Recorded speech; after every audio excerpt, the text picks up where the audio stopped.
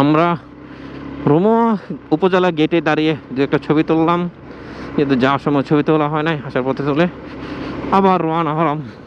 আসলে প্রতিমধ্যে টার্গেট নিয়ে যেখানেই থামবো, কিন্তু আসলে মাঝখানে কিছু সুন্দর জায়গা পড়ে যায় যেখানে আসলে ছবি তোলা একটু দরকার মনে করি, সেজন্য ছবি তোলা হলো।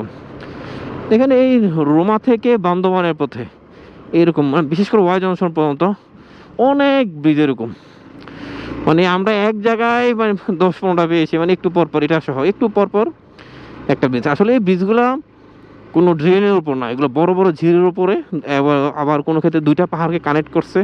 হ্যাঁ, এরকমভাবে এগুলো এগুলো আমাদের চলার পথটা সহজ করার জন্য এই ব্রিজগুলো ইউজ করা হয়েছে, এবং এগুলোর গুরুত্ব একটা ব্রিজ ভেঙে গেলে, যে কোনো একটা ব্রিজ যদি ভেঙে যায় কোনো কারণে, কোনো কিছুর কারণে, তাহলে পুরো রুমা উপজেলা ডিসকানেক্ট হয়ে যাবে, বান্দরবান থেকে ডিসকানেক্ট হয়ে যাবে।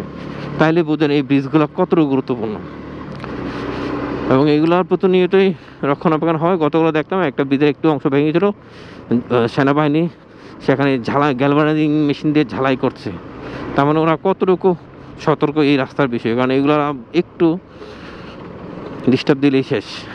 এরকম ব্রিজ অনেকম দেখেন, কত এটা ঝিরের উপরে, কিন্তু এগুলো না থাকলে আসলে চলাচলটা কখনোই সহজ হতো না।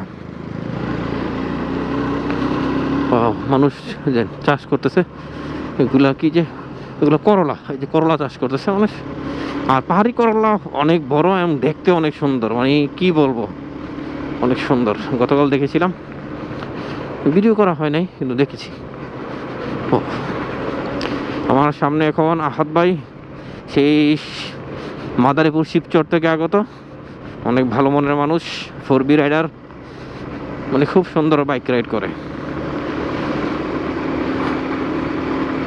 আমরা এখন আমাদের সামনে কিছু টিমমেট চলে গেছে, আমরা একটু ছবি তুললাম, যার কারণে একটু লেট হলো। ওনারও চলছে, ওরা আগে চলে গেছে, ওনার আগে গেলেও সমস্যা নেই, ওনার আলটিমেটলি আমাদের দুজনের পিছিয়ে আবার পড়বে।